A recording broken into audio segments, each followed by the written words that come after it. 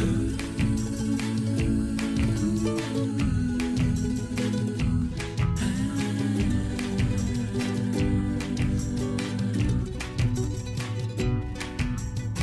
soy hecho en Ecuador, soy de razón y de pasión, de libertad.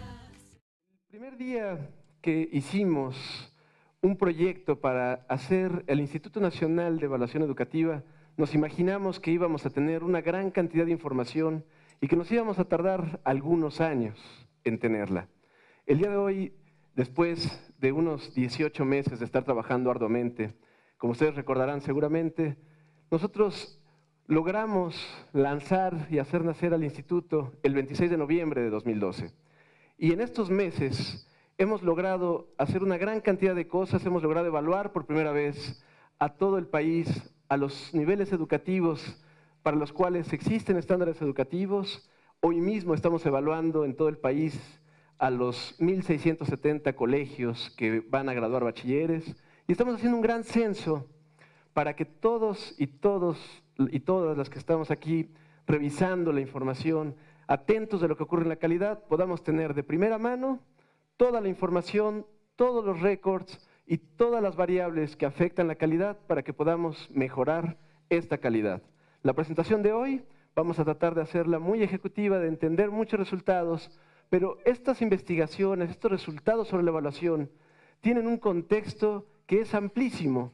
Tienen diferencias como nuestras 14 nacionalidades, tienen diferencias como nuestros regímenes, los privados, los públicos, los sostenimientos. Tenemos diferencias tan convergentes en una sola idea de la calidad que vamos a estar desmenuzando algunos detalles que hemos reunido en 10 grupos, en 10 pilares. Le hemos denominado 10 resultados de evaluación, 10 acciones por la calidad.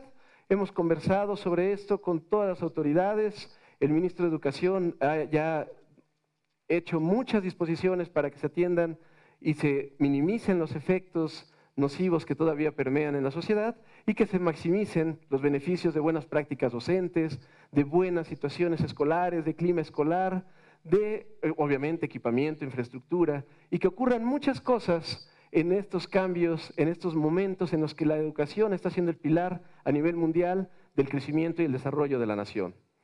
Vamos entonces a explicar en qué consisten las primeras evaluaciones a los estudiantes y qué años fueron evaluados y cómo fue considerada esta investigación.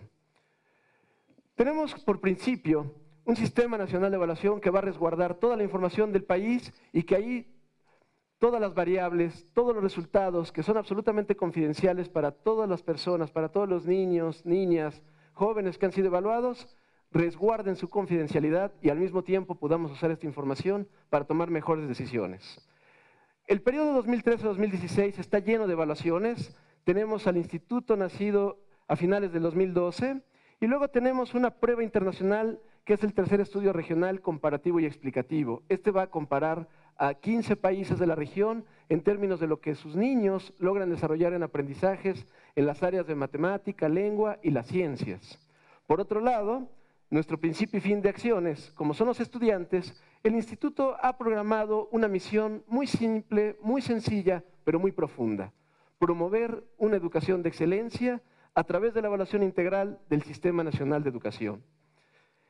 El próximo periodo 2017-2021 tiene muchas situaciones y retos. Tenemos situaciones y retos, pero sobre todo tenemos compromisos de evaluar a las instituciones, de afrontar el primer proceso internacional en el que el Ministerio de Educación, el Instituto de Evaluación y todo el país van a mostrar la calidad de la educación que hay ante otros 70 países que participan en un proyecto denominado PISA. Entonces, vamos a definir qué es lo que evaluamos. ¿Qué evaluamos? Evaluamos los estándares de aprendizaje que el Ministerio de Educación también en 2012 anunció y que por primera ocasión los egresados de bachillerato han concluido un ciclo educativo completo. 3 años han estudiado este ciclo y por fin podemos entender qué es lo que estos chicos han adoptado de estos currículums, han adoptado y han logrado desarrollar de las competencias necesarias para hablar de los estándares mínimos educativos que todo estudiante al concluir un ciclo debería haber logrado. Estos estándares se organizan a través de 4 áreas fundamentales y a partir de ello el INEVAL, junto con unos 1000 docentes, evaluaron todas las preguntas, todos los modelos de estas evaluaciones, de estas pruebas, que todos los años al terminar el ciclo escolar van a ser tomadas y comparadas para ver su trayectoria. ¿Cómo se organizan los estándares de aprendizaje? 4 áreas ya decíamos. La primera de ellas es la lengua y la literatura, que tiene 3 pilares: la comunicación oral, la comprensión de textos escritos y la producción de textos escritos. La siguiente de las áreas, denominada matemática, se enfoca en 3 pilares: números y funciones, álgebra y geometría, que es el lenguaje matemático, y la estadística y la probabilidad como un uso que tiene ya muchas aplicaciones en la vida cotidiana. La tercera de estas componentes son las ciencias naturales, entendidas en 4 pilares: el planeta Tierra como un lugar de vida, la dinámica de los ecosistemas, los sistemas de vida y la transferencia entre materia y energía.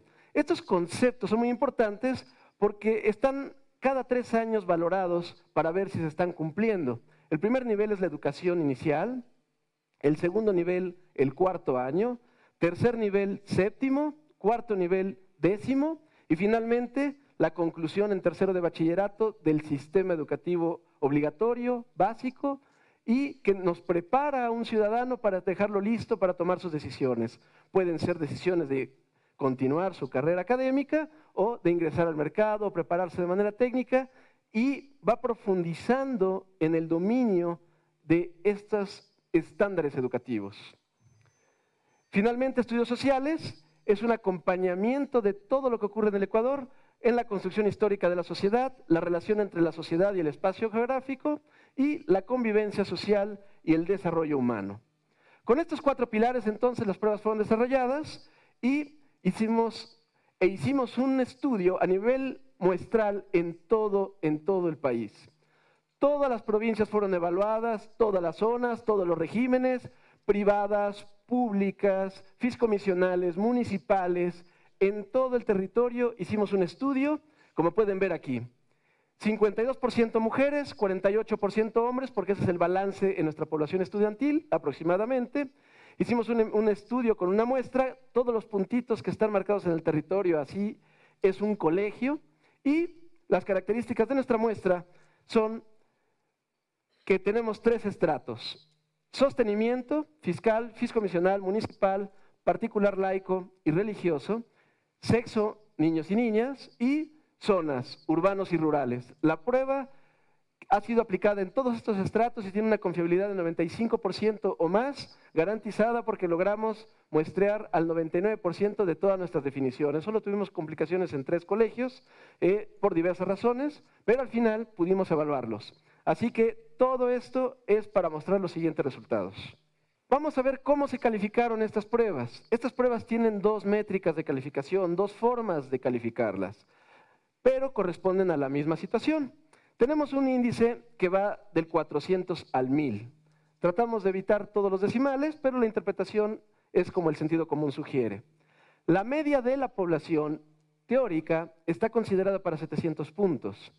Y, evidentemente, entre más se acerca a 1000, 1000 es el chico dio todas las respuestas correctas, domina todos los estándares, y por abajo de 550 puntos, el chico no ha demostrado prácticamente ninguna habilidad y es insuficiente en el dominio de estos estándares, que pueden ser conocimientos, destrezas, habilidades o competencias que se acompañan de actitudes hacia juicios sobre casos muy concretos. Al mismo tiempo, hay categorías que pueden ser usadas. Entonces, la primera, que ya dijimos, es insuficiente.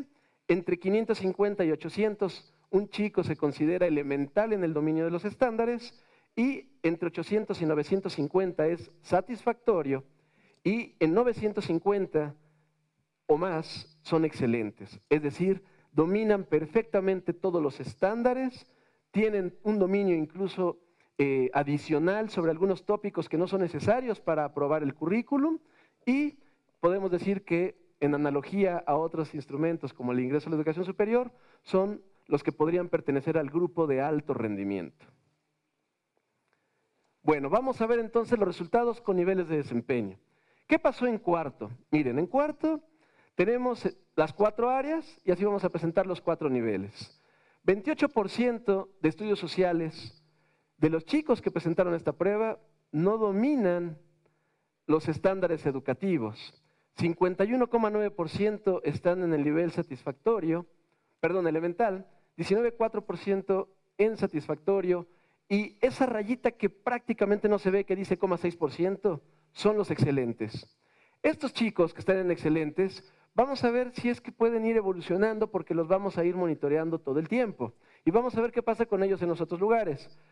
¿Por qué no aparecen esas etiquetas? Porque aquí el valor es básicamente 0 y por eso no hay excelentes en las otras 3 áreas. Eso es la fotografía de acuerdo a los estándares educativos que tenemos marcados para cuarto. Hay algo de interés que les quiero hacer que se lleven en los comparativos cuarto, séptimo, décimo y tercero de bachillerato. Estos porcentajes, entre más pequeños se hacen, estos posiblemente deberían hacerse más grandes. Pero va a haber algunos casos en los que se hacen pequeños se van a ocupar en los lugares altos. Y eso significa que hay brechas todavía más amplias. Vamos a ver la siguiente. En séptimo, las características, sobre todo en matemáticas, ustedes pueden darse cuenta que son mucho más altos. Lo que significa es que hay un grupo más grande de 30% que no logra abarcar los estándares educativos en matemáticas. Pero hay 54,5% que logran un dominio mínimo, muy elemental de matemáticas, y básicamente 13% son los que tienen un dominio satisfactorio. Es decir, van a buen ritmo, dominan lo que tienen que dominar, no saben muchas cosas adicionales, pero pueden continuar y podrían escoger a ese ritmo, podrían escoger cualquier carrera universitaria, podrían estudiar ingeniería, porque tienen un dominio suficiente. Claro que todavía están muy jóvenes. Y hay un 2,2% de excelentes. Estos chicos son los que van hasta este momento siendo muy talentosos para matemática porque tienen mucha aptitud.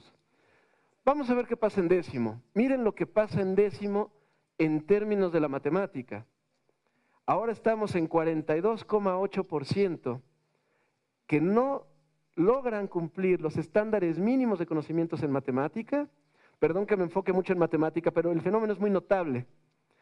Y vemos que en lengua y literatura también empieza a haber deficiencia, ya es un 26,6% que no logra dominar los elementos mínimos de la lengua, es decir, no se puede comunicar, no puede entender textos escritos de manera adecuada, no logra entender y reproducir lo que los autores de cierto libro le están comunicando, sino que toma las ideas literales. Esto es muy importante porque estas dos, hasta este nivel que es décimo, son las dos áreas que influyen mucho más en las capacidades de todos los ciudadanos en poder adaptarse al contexto, en tomar la información del contexto, analizarla y comunicar de regreso o tomar decisiones. Y aquí empiezan a ser muy importantes las ciencias naturales y un poquito más tarde los estudios sociales porque ubican al ciudadano en un contexto social. Algo que es singular es que 2,4% siguen permaneciendo, hay chicos muy buenos todavía. Y estos chicos muy buenos los tenemos muy bien identificados y siguen ocurriendo con ellos cosas muy interesantes y van a seguir ocurriendo cosas muy interesantes en el futuro. Vamos a pasar al último año, que voy a llamarle genéricamente bachillerato, ya sabemos que es el último año, ¿no? Tercero de bachillerato. Miren, aquí hay de nuevo un retroceso, o sea, la distancia es grande, pero ya son muchos menos que los que estábamos en décimo. Y lo que pasa aquí es que algunos de ellos empiezan a tomar algún aspecto vocacional y empiezan a mejorar, y sigue más o menos alrededor de 2% de excelentes. Estos 2% son aquellos chicos que tienen un dominio, pero además un gusto notable y consistente por estas áreas. Vean que en los demás hay muy poquitos, pero algo interesante es que en lengua y literatura ya se han adaptado, y esto tiene que ver con el acceso a la información conectada al Internet, con el consumo o el autoconsumo de información, y que ya no se relaciona tan directamente con lo que ocurre en el aula. Y estas tendencias de mejora son muy satisfactorias porque finalmente los efectos que venían empujando se empiezan a hacer un poco para atrás, aunque de manera elemental. Es decir, las personas pueden, en ideas breves, pueden leer muy bien. Instrucciones directas, escenarios directos, contextos directos, instrucciones se pueden interpretar de manera muy bien. Pero si les damos un texto complejo, con redacciones indirectas, les damos novelas, poesías, analizar textos más complicados, seguramente van a hacer solo un análisis literal y no van a poder conservar la profundidad de las ideas. Esto es importante porque son estrategias que pueden ocupar para cuando vayan, por ejemplo, a la universidad, cuando uno tiene que estudiar cosas muy profundas. Vamos a la siguiente. Vamos a darle la vuelta. a este escenario y vamos a ver entonces lo que pasa a nivel del país. A nivel del país estamos analizando los distritos para salirnos de la lógica de las provincias. Es un análisis mucho más fino porque nos permite ver lo que está pasando y vamos a ver lo que pasa en cuarto. Los colores, como regla, los claros son rendimientos bajos y los oscuros, sin importar el color, van a ir siendo mejores puntajes. Vean que aquí los puntajes, más o menos hay algunas provincias que conservan la mayor cantidad de buenos puntajes, pero que también hay algunos lugares en el sur, en el oriente, cerca de la costa y sobre todo al norte, Carchi sobre todo, que funcionan muy bien. Tienen muy buenos colegios, logran promediar muy bien. Recuerden que tenemos colegios de todo tipo. Pero cuando pasamos a séptimo, empiezan a concentrarse un poco más y empieza a ver como que la concentración de color empieza a ser más sobre la región central y vuelve a resultar notable esta parte. Aquí tenemos a Galápagos que le hicimos una sobremuestra, porque como ustedes saben, cada isla tiene un colegio, hay una que tiene 2 escuelas, y entonces tratamos de hacer un censo para que todas las escuelas de Galápagos estuvieran representadas.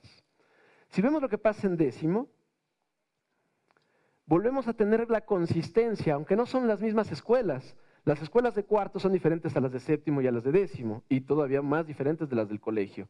Pero el patrón se reproduce, solo que se vuelve todavía más sombreado en esta parte, y el oriente empieza a tener, digamos, a resentir un poco el efecto de los buenos puntajes. El Carchi sigue saliendo como una provincia que tiene buenos colegios, y finalmente vemos lo que pasa en tercero de bachillerato. ¿Por qué no hay aquí? Bueno, pues como pueden ver no hay puntitos tampoco. Entonces, esta investigación en algunos lugares no encontró un colegio, o sí hay un colegio, pero nosotros no asignamos. Esto es una cosa de muestreo. No todos los distritos pueden salir muestreados en los colegios y no es que estos colegios no tienen un buen puntaje, sobre ellos simplemente no se puede decir nada sobre estos distritos, pero donde sí el patrón se reproduce. Pero vean que el bachillerato empieza a ser más competitivo, empieza a estar más distribuido.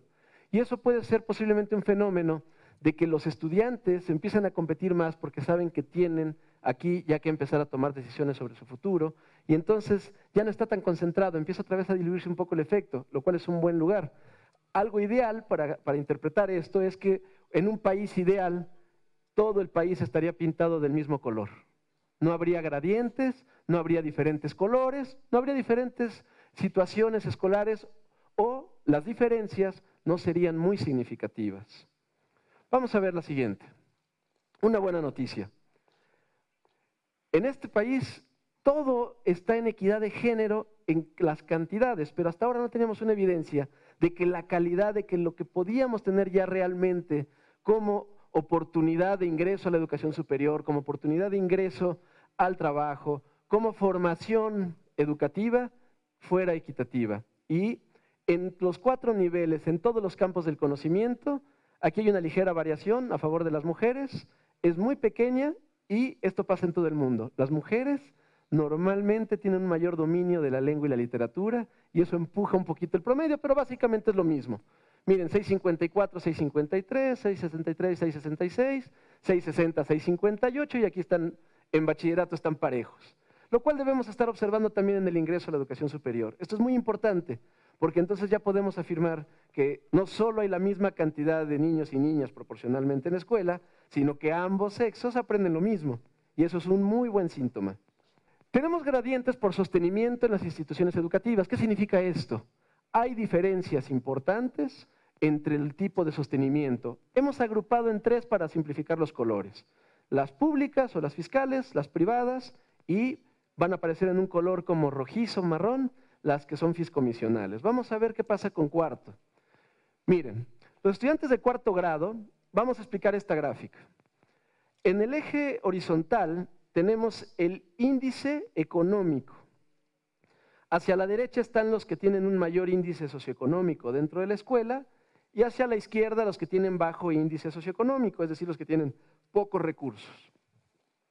Estos que tienen altos recursos, el tamaño de la burbuja representa la escuela. Entonces una burbuja pequeña es una escuela con pocos estudiantes. Una burbuja grande es una escuela con muchos estudiantes. Hay escuelas pequeñas y escuelas grandes. Las azules son las fiscales, las verdes las particulares. Hay muy pocas municipales por ahí, muy pocas fiscomisionales, pero hay más. Bueno, lo que nos dice este gráfico en cuarto año, cuando los chicos tienen entre 8 y 9 años, es que hay escuelas con niños muy pobres, los de la izquierda, y los que están arriba, en el cuadrante 2, es que salen muy bien, casi 1000 puntos. Recuerden, 1000 puntos es excelente. Entonces, escuelas con niños que son muy pobres, pero que salen mejor que todas las demás. Este fenómeno es súper bueno, porque tenemos una gran cantidad de estudiantes que tienen oportunidades en los colegios fiscales de llegar bastante lejos. Pero tenemos otro problema que tenemos que considerar y que se va a ir volviendo severo. Miren, estos que están en este cuadrante son chicos pobres y que reciben muy mala calidad escolar. De hecho, estos no son tan pobres, pero reciben muy mala calidad escolar y tienen muy malos resultados. Las escuelas verdes son las escuelas particulares y tienen un índice socioeconómico alto, la mayoría de ellos, pero hay escuelas particulares con un índice socioeconómico muy bajo. ¿Cómo se puede interpretar esto? Hay escuelas, sobre todo en las áreas marginales, que son privadas, pero que no ofrecen casi ningún servicio educativo. Y esto es importante porque estas escuelas deberíamos revisar por qué ofrecen este nivel de calidad y por qué agrupan tanta gente. Por otro lado, las escuelas de este lado, bueno, salen en promedio más o menos bien, y por aquí hay alguna escuela pública, unas cuantas azules que tienen un índice socioeconómico alto y que además salen bien. Vamos a ver qué pasa en séptimo.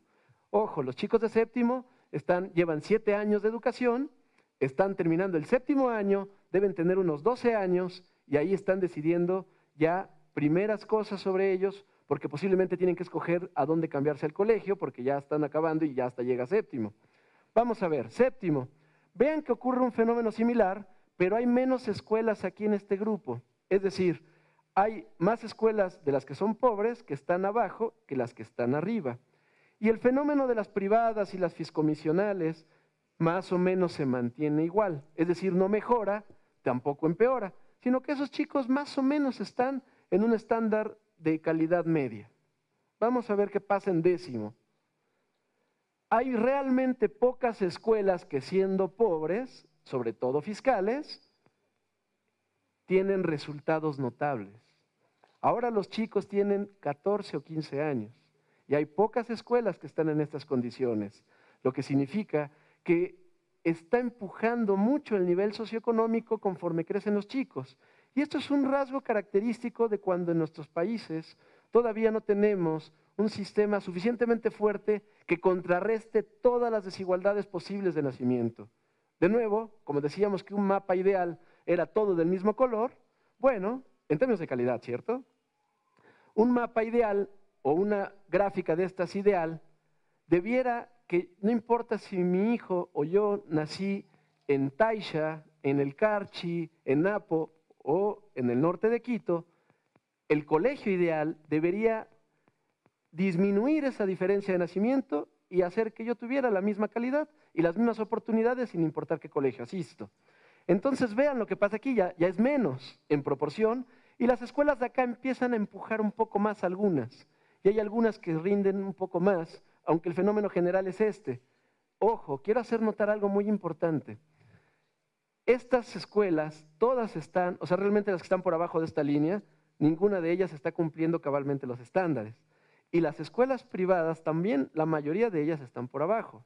Es un fenómeno de logro y es una etapa bien complicada que también veíamos en los estándares. Entre los 12 y los 15 años, todos los colegios, no importa su sostenimiento, tienen muchos problemas con los chicos. Vamos a ver qué pasa en bachillerato. Miren lo que pasa en bachillerato. Finalmente, prácticamente desaparecieron las escuelas arriba que eran pobres. Ahora tenemos podríamos imaginar una línea aquí, y esa línea diría que hay una relación entre un mayor nivel socioeconómico y un mayor rendimiento. Y eso no es lo más saludable para un país, porque algunos países como Finlandia, que todo el mundo lo conoce porque sale muy bien en todos lados, tiene un excelente sistema educativo, entre otros. logra despreciar los efectos de nacimiento de los chicos. No importa dónde nacieron, en qué contexto, en qué familia, en qué lugar del país, los chicos rinden más o menos lo mismo. Algunos países que son muy desiguales como China han hecho experimentos en provincias, por ejemplo en Shanghái. Y ahí el más pobre y el más rico, todos, son muy altos en las pruebas PISA. Y luego uno les aplica otras pruebas para ver si hicieron trampa y son muy altos en todas las pruebas que uno le haga. Los muy pobres y los muy ricos. Y todos rinden lo mismo. Ese digamos que es el escenario ideal y hacia ahí deberíamos apuntar. Vamos al punto 4 y que se relaciona con la disponibilidad de computadoras y uso de Internet. La regla de presentación ahora va a ser presentar las gráficas y presentar notas que le hemos llamado 10 más o 10 menos. Y son los 10 distritos que mejores resultados presentan, decimos 10 más, o 10 menos, los peores o los distritos que menos han rendido en los instrumentos. Y vean lo que pasa. Vamos a empezar tantito. La accesibilidad a la tecnología, la información y el conocimiento y las redes sociales desarrollan destrezas que mejoran el aprendizaje. Oiga, ¿aprendo más por ir a Internet? No. Pero la facilidad de buscar y consumir información en el momento que yo la necesito desarrolla destrezas que son muy útiles para el aprendizaje y que en los datos que tenemos resultan ser así. Vamos a ver la primera. Esta es disponibilidad, es una cuestión de tenencia y hay que tener cuidado porque se relaciona con el nivel socioeconómico. Solo estamos evaluando séptimo, décimo y tercero en este caso. Las barras azules son aquellas que no tienen computador, es decir, o tiene computadora en la escuela o en un cyber, porque no puede tener en la casa uno. El segundo es que hay una computadora que usa que es del hogar. El tercer nivel es que tiene una en el hogar, pero tiene otra que es personal, es decir, la puede acceder completamente.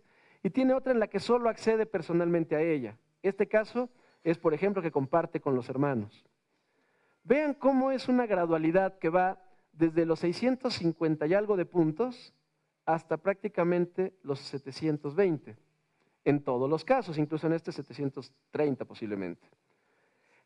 ¿Qué tanta diferencia es entre pasar de 650 a 720? Toda la diferencia. Porque recuerden que el objetivo de la media es 700. Entonces, unos están de un lado, no alcanzan los estándares, y los otros los alcanzan y hasta se pasan un poquito con algunos conocimientos adicionales. Y esto pasa sostenidamente, pero también pasa cuando se usa en la escuela. Si tenemos conexión a Internet en el hogar, la cosa mejora todavía mucho más. Porque entonces los que sí tienen conexión, de alguna manera, pueden tener el desarrollo de estas estrategias. Y de nuevo, casi todos se acercan al 700. Hay un grupo de aquí que no está siendo considerado.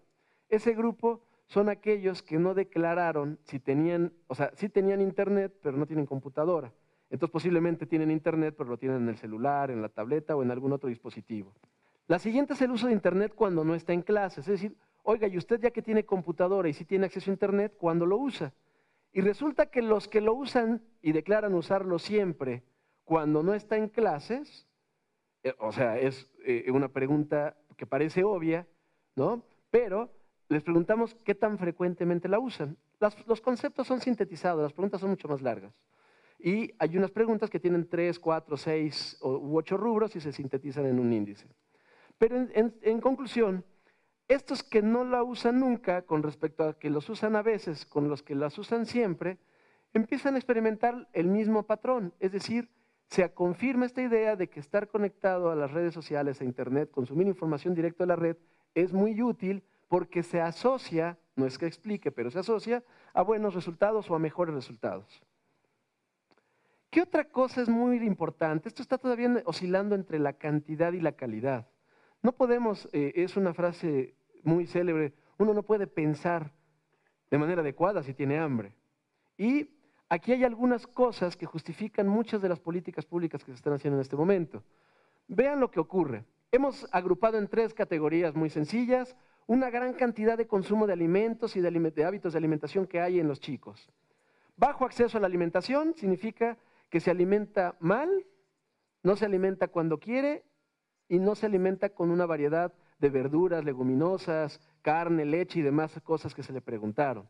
Frecuentemente es que no es cuando quiere, pero accede frecuentemente, semanalmente, a una dieta que está predefinida. Y acceso completo es, tiene acceso diario y tiene acceso cuando quiere y lo consume frecuentemente. Cuando los chicos, bueno, y los circulitos son para los diferentes años. El naranja cuarto, el azul séptimo, el verde que no se ve ahí, está abajito de este, y luego finalmente de tercero de bachillerato tenemos el morado. Bueno, esto es el centroide, significa que es el promedio de todos. Cuando tenemos bajo acceso a la alimentación, asociado también posiblemente y muy seguramente al índice socioeconómico, tenemos este tipo de resultados. Cuando los chicos acceden, pero no cuando ellos desean, pero acceden con cierta frecuencia a esta dieta, entonces tienen un resultado ligeramente superior. Pero cuando tienen un acceso pleno a la alimentación, entonces estos grupos sí son muy notablemente diferentes a estos de acá. Y eso de nuevo es importante, porque entonces es una limitación que algunos chicos pueden tener, pero es una representación de todas las otras limitaciones que pueden haber en el hogar y que el ministerio podría ayudar a solventar. Profundizamos un poquito en este concepto, por eso no cambia del 4 al 5. ¿Cómo progresan las brechas? Uno sabe que los niños mal alimentados, los pequeñitos, el daño de una mala alimentación es irreversible. O sea, un niño que llega a 8 años con desnutrición es poco probable que pueda tener otro conjunto de éxitos en el futuro. Pero resulta que nuestras brechas de alimentación se van volviendo más severas conforme los chicos crecen. Y los chicos de cuarto, ¿qué significa brecha? Los que tienen acceso completo o pleno contra los que no tienen acceso a la alimentación y comen cuando pueden lo que pueden. Esa es la brecha. Y la brecha está marcada en desviaciones estándar para poder compararlos. ¿Cuánto es importante en una desviación estándar para ver de qué estamos hablando? Miren, una desviación estándar en este estudio, en esta parte, está siendo alrededor de 80 puntos. Y más de 0,20 es una relación importante, porque ya se puede empezar a medir en meses de estudio de avance. Oye, ¿cuánto significa más o menos un 0,80 de desviación? Bueno, como un año de estudio completo. Entonces, un chico que le lleva a alguien una desviación estándar, es como que le llevara un año de estudio estando en el mismo grado. Eso es muy fuerte, ¿no? Porque entonces alguien que lleva 6 años sería como llevar 7 años de estudio, pero visto desde el otro ángulo en realidad es al revés. El de sexto, que está muy bien, ha cumplido sus 6 años, pero el que lleva una brecha de una desviación, en vez de haber estudiado 6, es como si hubiera estudiado apenas 5, y eso se va acumulando. Entonces, aquí ya tenemos brechas de 0,50. La brecha para los niños de cuarto y de séptimo es más o menos la misma y varía por las áreas. Pero la brecha que existe para los chicos que ya tienen de 15 para adelante empieza a ser mucho más grande. Es decir, los que comen con acceso completo a todos estos alimentos y los que no, es de este tamaño. O sea, más o menos entre 40 y 50 puntos, que sería toda la diferencia entre poder ingresar a una carrera o no ingresar. Los hábitos de estudio.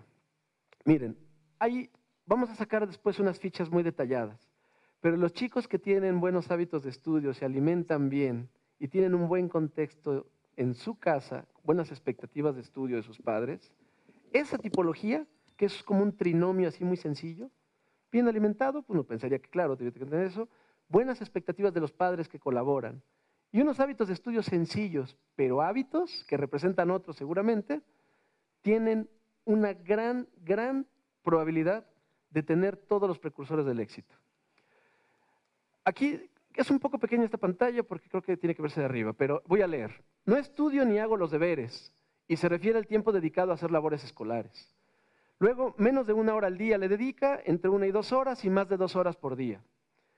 Los que no hacen los deberes y de paso tampoco hacen otras cosas que vamos a ver más adelante, tienen 610. 610 ya quedamos que están al borde de ser insatisfactorios como promedio. Pero los que sí estudian por menos de 1 hora, pero hacen, ya tienen 600, casi 660. O sea, solo por tener un hábito de estudio. Los que dedican un poco más tienen un poco más de estudio y un poco más de rendimiento y más de 2 horas, 680 prácticamente. Las rayas que son verticales significa una desviación estándar para arriba y una desviación estándar para abajo. Entonces, miren, oiga, y si yo estudio 50 horas, no va a crecer la función toda la vida. Pero es importante tener hábitos de estudio y estas se asocian a otras situaciones. Por ejemplo, en 2012 hubo un estudio del Centro Regional para el Fomento del Libro en América Latina y el Caribe, de la UNESCO, que registró una cifra de lectura que seguro todos ustedes conocen. Medio libro es el promedio de lectura de un ecuatoriano. Medio libro por año. O sea, ¿cómo vamos a leer medio libro en un año? Y luego, obviamente, nos preguntamos qué pasa con los chicos y vuelvo a marcar en desviaciones estándares.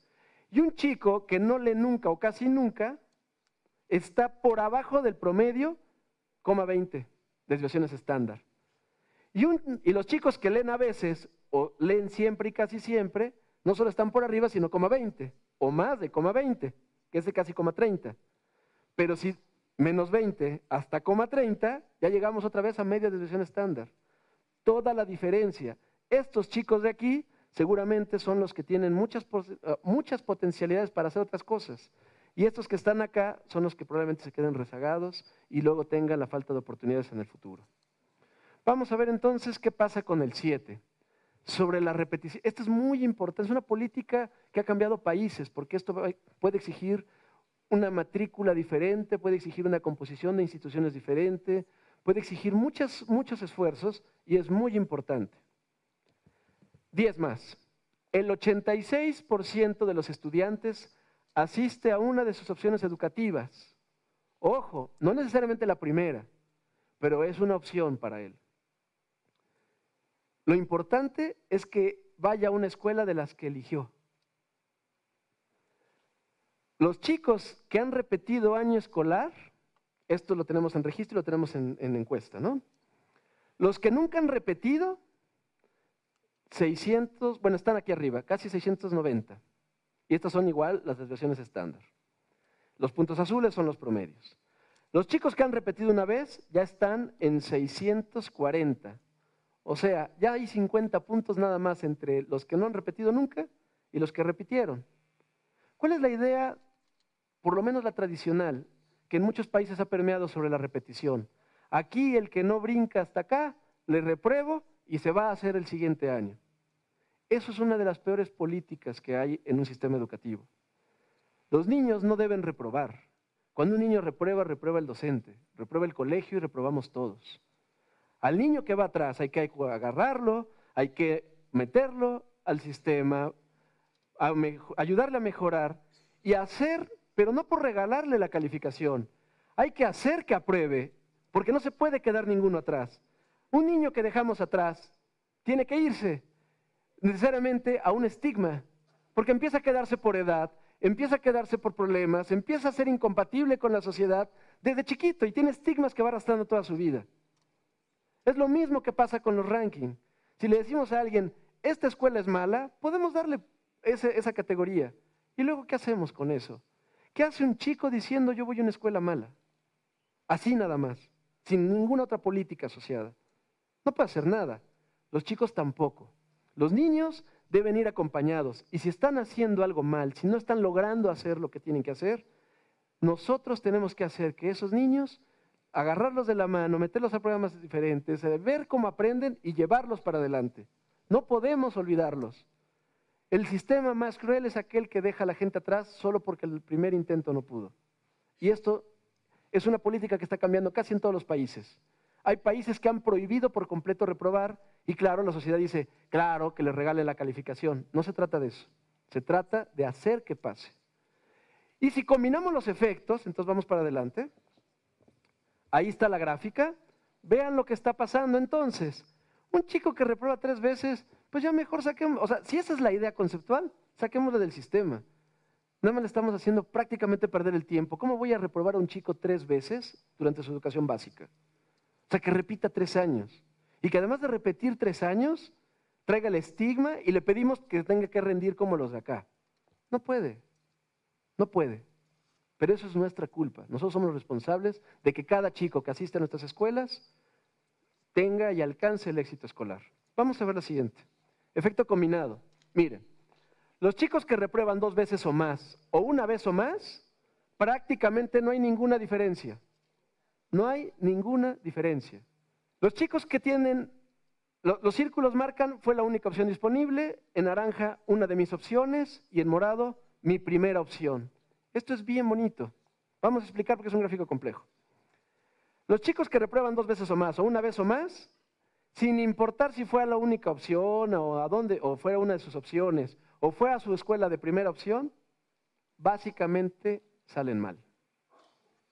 ¿Ya? O sea, no importa qué colegio fuese, a su primera, a su segunda o su última opción. Si reprobó una o más, o 2 veces o más, está en el mismo lugar. O sea, el daño está hecho. Pero si nunca ha repetido, entonces rinden igual, porque como pueden ver son círculos concéntricos, o sea que la media está aquí. Rinden igual siempre y cuando vayan a una de sus opciones o a su primera opción. No importa que no sea la primera, pero que sea una de las suyas. Los únicos que rinden bajo son los que fue a una opción que no escogió, que era la única disponible. Esto nos da 2 elementos de política pública bien interesantes, ¿no? Bueno, nos puede ayudar. Porque si uno va a los lugares que escoge, pero si uno va a cualquiera que uno quiera, pero cualquiera, entonces esto nos habla de posibles elementos de decisión. Nos puede decir, ok, usted no tiene que ir a la escuela de la primera opción porque eso no existe en general, pero usted puede ir a un rango en el que pueden ir sus colegas, pueden ir sus amigos, entonces uno puede decidir ir a la escuela que van sus amigos. Y si todos mis amigos van en un lugar cercano donde yo voy, posiblemente yo quiero ir ahí. Y eso me ayuda a tener una relación directa. Pero lo que es, tenemos una pregunta adicional en esto. ¿Qué pasa cuando los niños van a donde ellos no, sino que les mandan sus padres, porque les queda de paso al trabajo? Bueno, probablemente pueden pasar algunas cosas, pero es importante tener estas 2 condiciones. La condición importante es que si los chicos reprueban, lo más probable es que tengan una baja motivación para seguir aprendiendo, para seguir estudiando. Vamos a ver la siguiente. En América, esto es acoso y clima escolar. No es porque está de moda el clima escolar, no es porque está de moda lo que llamamos bullying, o que, mejor llamado, acoso escolar, sino que es un problema que ha existido toda la vida y que por fin le estamos poniendo mucha atención. En América Latina, el 70% de los niños son directa o indirectamente afectados por el bullying o el acoso escolar en la escuela. Es decir, niños que han sido acosados o han sido testigos del acoso. Y se afirma en este mismo documento que ya les citaba hace rato, que una de las causas del bullying es la violencia que se vive en la región y que se traslada a la escuela. Se dice que América Latina es la región sin conflicto bélico más violenta del mundo. Y afirmamos por ahí que la satisfacción es igual a un mayor aprendizaje. Vamos a ver en estos 5 aspectos. Son 5 preguntas muy concretas. La primera, hicimos un cuestionario alto que tiene un sentido de influencia grande en términos de América Latina y dice, tengo miedo de alguno de mis compañeros. Este es el grupo de los que tienen miedo. Este es el grupo de los que no. El tamaño de la burbuja es proporcional a cuánta gente sí tiene miedo y bueno, cuánta gente responde. Entonces, afortunadamente no son muchos, o sea, no son tantos, no es una proporción grande los que tienen miedo, pero los que tienen miedo reportan aprendizajes más bajos que los que no. Vamos a ver la siguiente. Mis compañeros me fuerzan a que haga cosas que yo no quiero hacer. A los que dicen que sí, están aquí. Los que dicen que no, están acá. Pero ojo, vean lo que pasa en bachillerato. El gradiente entre estos dos, o la diferencia entre los naranjas, que es el tercero de bachillerato, es más amplio. O sea que hay cosas que tenemos que poner ojo. Ya sabemos, pero hay datos que confirman que esto está siendo algo que debe considerarse. Me siento amenazado por algún compañero. Es menos la diferencia, pero sigue apareciendo una diferencia. Vamos a ver la siguiente. Mis compañeros me dejan solo. Es una pregunta que parece así muy simple, pero este del aislamiento es un factor muy importante porque esto ayuda a configurar las redes sociales y después ayuda a la socialización y vuelve a aparecer el mismo fenómeno. Vamos a ver la última de estas. Temo que uno de mis compañeros me golpee o me haga daño. Y de nuevo, evidentemente están relacionadas entre ellas, pero es para confirmar lo que ocurre cuando alguien asiste con miedo, por ejemplo, al centro escolar. Una nota que no viene en la presentación. Ayer estábamos aplicando Ser Bachiller en todo el país y recibimos pocas llamadas, muy pocas, pero en particular una me llamaba la atención. Oiga, hay una niña que no quiere, del bachillerato, debe tener 17, 18, no quiere dar la prueba, no quiere ir al colegio y presenta un síntoma de un cuadro depresivo que está firmado por un psiquiatra y que dice es que sufre bullying y que sufre acoso y ella ya no quiere asistir siquiera a dar la prueba para graduarse de bachiller. Entonces, claro que son casos, pero aunque sean pocos, es una proporción importante de casos que tenemos que atender porque esto elabora todo un ensamblaje de clima escolar. Vamos a ver el siguiente. Expectativas de estudio y apoyo familiar. ¿Qué es las expectativas de estudio?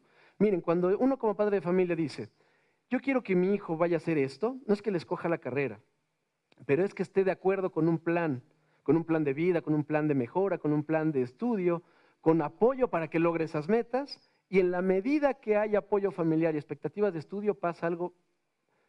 Ya les muestro la gráfica, déjenme leo esto. Los días más. El 88% de los padres esperan que sus hijos cursen estudios superiores y de posgrado. En este estudio encuestamos a padres, encuestamos a docentes, encuestamos a estudiantes y resulta que el 10%, los 10 distritos más notables, de ahí el 88% esperan que sus hijos lleguen a la universidad y estudien el posgrado. Mientras que en los 10 más bajos, el 71% de los padres no esperan que sus hijos estudien un posgrado. Ante una pregunta explícita, ¿a usted le gustaría que su hijo estudiara un posgrado? Siendo la respuesta no, el 71% de esos están ahí. Oiga, ¿por qué el posgrado? Bueno, es gradual. Vamos a ver, estas son notas nada más, vamos a ver la gráfica. Tenemos el eje B, es la educación básica, el bachillerato, técnico, tercer nivel, maestría, doctorado. Y la pregunta es muy concreta, dígame usted qué quiere que estudien. Y tenemos el eje B, tenemos más o menos 50, entre 40 y 50 desviaciones estándar abajo. Luego va subiendo, sube. A partir de los estudios, digamos, promedio de educación superior, se alcanzan los estándares, que está en 0, es decir, no hay diferencia. Y de ahí para arriba, pero aquellos cuyo contexto familiar y expectativas de estudio están por encima de la media en este valor, entonces logran puntajes que son 0,40. Pero ojo, es 0,40 encima de la media, más el otro 0,40 que estaba por abajo. Entonces, es casi una desviación estándar de diferencia entre un grupo y el otro. Y solo estamos hablando de apoyo familiar, que si tiene una mesa para estudiar, que si sus papás están interesados por sus estudios, que si les ayudan a hacer las labores. De este tipo de preguntas que apoyan o que hablan de lo que apoya a la familia, más las expectativas de los padres, hacen toda una diferencia. Vamos con la siguiente. 9, vamos en la 10. Los docentes en el aula. Miren, hay muchísimas cosas que preguntamos sobre lo que hacen los docentes. Desde qué hace el docente respondido por el docente, hasta que los alumnos ven qué hace el docente. Y es muy importante porque ahora vamos a ver las conclusiones. El 10 más dice, el 82% de los estudiantes asegura que sus docentes nunca o casi nunca se van temprano. Una cuestión de puntualidad, una cuestión de que los alumnos observan sobre sus docentes una pequeñísima cosa. Este es contundente, 10 más. El 99% de los estudiantes declara que sus profesores nunca o casi nunca faltan a clase. El 99% de los que están acá. Pregúntenme cuánto es los 10 menos. Es la regla. Todo mundo asevera, 88% asevera, que sus profesores faltan. O que sus profesores llegan tarde o se van temprano. Vean cómo dos cosas muy simples pueden representar. No es que uno llegue temprano, no es que uno se vaya temprano, no es que uno llegue tarde y se vaya tarde. Es que eso va alrededor de todo lo que ocurre y puede ser muy sintomático. Vamos a ver una gráfica. Faltan a clases, miren. Los que casi nunca, 682, nunca o casi nunca. Y 645, o sea, entre esto y esto hay 37 puntos de diferencia. Ya son significativos, pero es una simple opinión sobre lo que los estudiantes creen de sus profesores. Vamos a ver la siguiente. Les preguntamos, entre muchas otras cosas que ya haremos en un foro más pequeño con muchos más detalles. Esperen, los niños piensan que los profesores esperan que les respondan como ellos enseñan.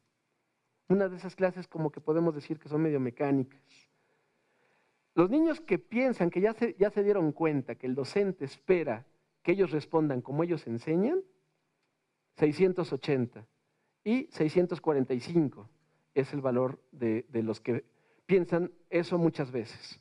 Vamos a ver la siguiente. Bueno, se van antes de que acabe el tiempo de clase. De nuevo 40 puntos, entre los que nunca o casi nunca se van antes de que acabe el tiempo de clase y los que sí se van.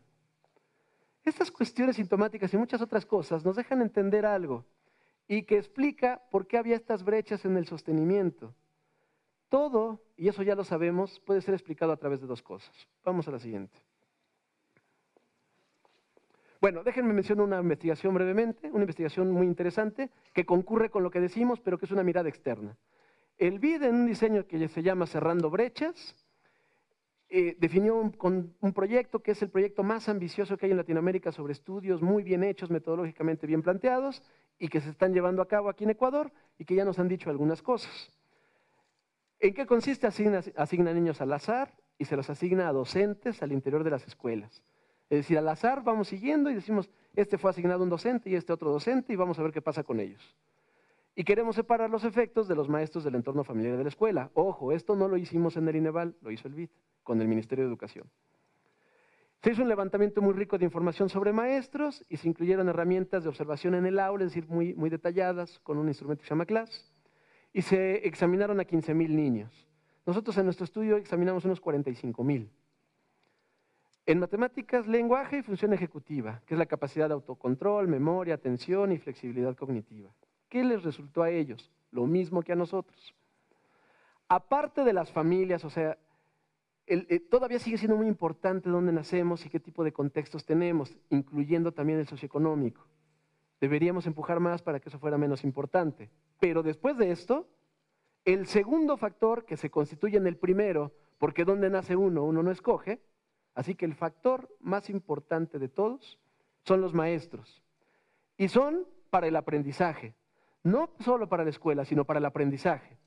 Y las características fácilmente observables de los docentes, como años de experiencia, modalidad de contratación y otras cosas así que parecen ser históricamente las que más ayudan a identificar, es decir, si un docente tiene 40 años de docente, solo por esa evaluación uno pensaría que es un docente mejor que uno que tiene 5 años de docente. Bueno, esas variables resulta que explican muy poco de la variabilidad en su efectividad, haciendo que sus chicos aprendan. Así que hay que hacer evaluaciones más completas para que hablen más sobre aspectos más importantes en el aula y de su calidad. Que en promedio los estudiantes que fueron asignados a los mejores docentes dentro del establecimiento tienen mayores niveles de aprendizaje.